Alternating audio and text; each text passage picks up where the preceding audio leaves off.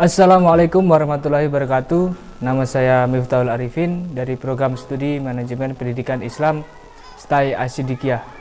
Dan di sini saya akan memberikan sebuah pengertian manajemen menurut beberapa ahli. Yang pertama di sini ada George R. Terry. Menurut dia adalah manajemen sebuah proses yang khas yang terdiri dari beberapa tindakan, yakni perencanaan, pengorganisasian, menggerakkan, dan pengawasan.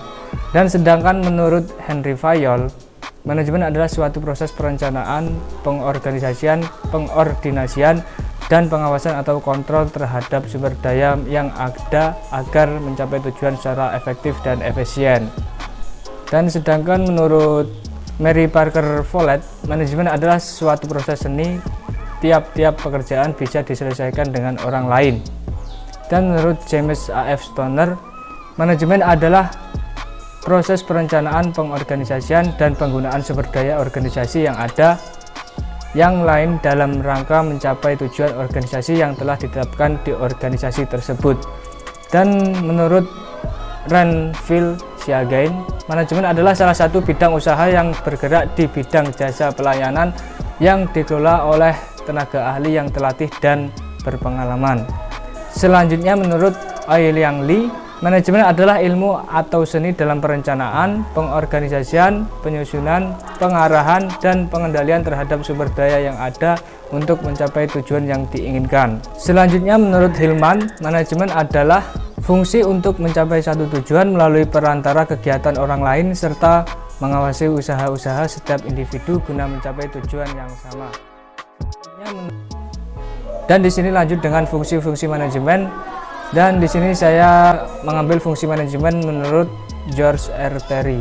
Dan di sini ada 4, yaitu yang pertama planning atau perencanaan, yang kedua organizing atau pengorganisasian, yang ketiga controlling atau pengawasan, dan yang keempat adalah accounting atau pelaksanaan. Dan di sini fungsi planning sendiri adalah proses pengambilan keputusan yang digunakan sebagai dasar kegiatan-kegiatan ekonomis serta efektif pada masa mendatang. Dan selanjutnya fungsi organizing atau pengorganisasian.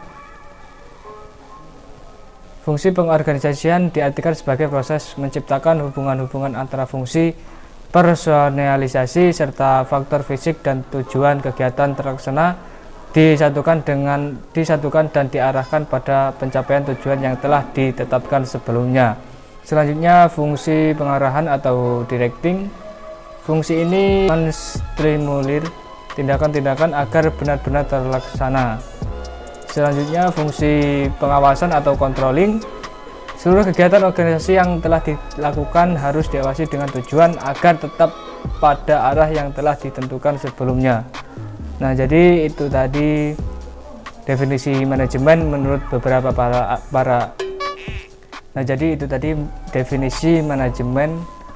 beberapa para ahli dan fungsinya.